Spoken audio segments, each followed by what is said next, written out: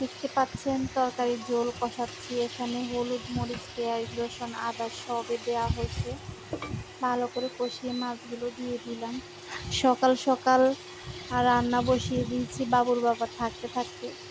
আজকে যে মহরম মাস, এই মহরম মাসের ১০ তারিখ, এটা আমার একদম মনে ছিল না, না হইলে রোজা রাখতাম। কারণ এই দিনে রোজা রাখলে অনেক সওয়াব হয়।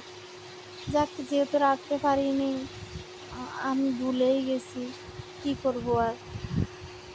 তাই সকালে উঠে রান্না বসিয়ে দিছি। যেহেতু আমরা ৫ জন, ৫ পিস মাছই দিলাম, সেই সাথে দিব দুন্দুল আর আলু।